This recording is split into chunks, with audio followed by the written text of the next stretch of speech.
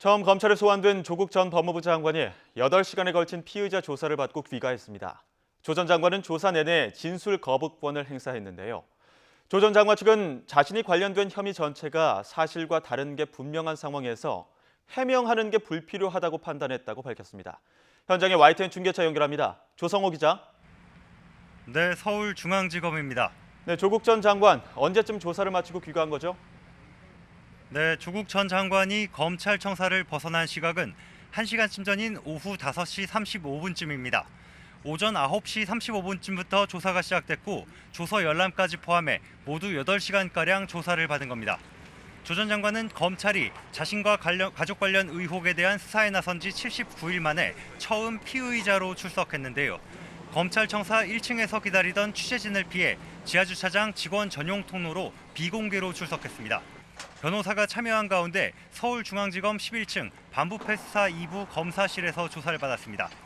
검찰은 부인 정경심 교수의 7억 원대 차명주식 투자 혐의, 그리고 자녀의 서울대 인권법센터 인턴 증명서 발급 과정과 조 전 장관의 연관성 등을 물었는데요. 조 전 장관은 조사 내내 진술 거부권을 행사하면서 검사 질문에 전혀 답변하지 않았습니다. 네, 조 전 장관이 진술 거부권을 행사하는 이유에 대해서는 어떤 해석이 나오고 있죠? 네, 자신의 혐의를 전면 부인하면서 검찰 수사가 부당하다는 걸 강조하려는 의도로 풀이됩니다. 조 전 장관은 조사를 마친 직후 변호인단을 통해 출입기자단에 자신의 입장을 보내왔습니다. 전직 법무부 장관으로서 이런 조사를 받게 돼 참담한 심정이라고 밝혔는데요. 부인 정 교수의 공소장과 언론 등에서 거론되는 자신의 혐의 전체가 사실과 다른 것으로서 분명히 부인하는 입장을 여러 차례 밝혔다고 강조했습니다. 이런 상황에서 일일이 답변하고 해명하는 게 구차하고 불필요하다고 판단했던 겁니다. 앞서 조 전 장관은 SNS를 통해 자신에 대한 기소가 예정된 것처럼 보인다는 글을 올리기도 했는데요.